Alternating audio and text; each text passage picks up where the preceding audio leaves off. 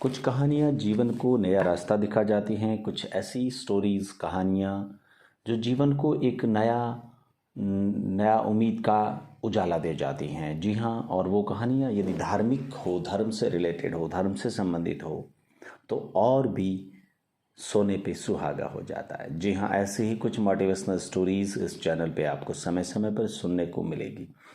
यदि आप इस चैनल पर नए हैं तो चैनल को शेयर करें, सब्सक्राइब जरूर करें, और यदि आप इस चैनल पर लगातार बने हुए हैं तो कमेंट करके अपनी प्रतिक्रिया जरूर दें। मित्रों, जैसा ध्यान वैसा निर्माण। इंसान की दृष्टि जैसी होती है, इंसान का ध्यान जैसा होता है, वैसे ही उसके जीवन का निर्माण होता है। महाप्रलय की रात्रि का चौथा चरण प्रजापति ब्रह्मा की नींद टूट जाया करती। परमेश्वर का स्मरण कर पुनः सृष्टि रचना की इच्छा से उन्होंने शैया त्याग की और बाहर आए तो देखा कि सृष्टि तो पहले से ही तैयार है। जिस सृष्टि को रचना की बात मेरे मन में आ रही थी वह तो पहले से ही तैयार है। यह सोचकर ब्रह्मा को बड़ा विस्मय हुआ, बड़ा दुख हुआ। उन्होंने सूर्य भगवान से प्रश्न किया, है देव, मैं यह क्या देख रहा हूँ? सृष्टि निर्माण की क्षमता और अधिकार तो केवल मुझ प्रजापति को ही है। फिर यह सृष्टि किसने रचकर तैयार कर दी? जगदात्मा सविता देवता हंसे और बोले, महापुरुष, यह तो आपने एक और ही देखा है। अभी आप अग्नि, दक्षिण, नैऋत्य, पश्चिम, वायव्य, उत्तर, ईशान, ऊर्ध्व और अध दिशाओं में और भी दृष्टिपात करें। प्रजापति ने दशों दिशाओं की ओर घूमकर देखा तो उन्होंने सर्वत्र उन्हें एक एक सृष्टि के दर्शन हुए। इससे उनका असमंजस और भी गहरा होता गया। विस्मित ब्रह्मा ने कहा, भगवान, अब और अधिक पहले मत बुझाइए, कृपया यह बताइए कि ये सब सृष्टियां रची किसने है? मुझे जैसी क्षमता किसी में आई तो कैसे आई? मेरे जैसी यह क्षमता किसी में कैसे पैदा हुई?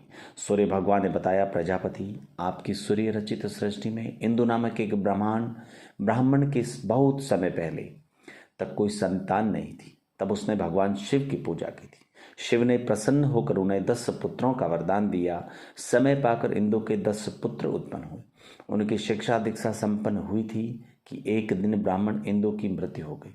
पुत्रों ने सोचा, कोई ऐसा काम करना चाहिए जिससे हमारे पिता की कीर्ति अमर हो जाए। उन सब ने निर्णय किया कि आज तक किसी मनुष्य ने सृष्टि रची ही नहीं। हम 10 को 10 ब्रह्मा बनकर अपने पिता की स्मृति में 10 सृष्टियों की रचना करनी चाहिए। इस निर्णय के साथ ही वह आपका ध्यान करने बैठ गए। कुछ ही दिन में आपका ध्यान करते करते उन्होंने संकल्प पक गया तो उनके संकल्प पक जाने पर उनमें भी आपकी सी शक्ति आ गई और उसके आगे का चमत्कार आप खुद देख ही रहे। इतनी कथा सुनाने के बाद महर्षि वशिष्ठ ने कहा, हे राम, मंत्र के साथ ध्यान का यही विज्ञान है।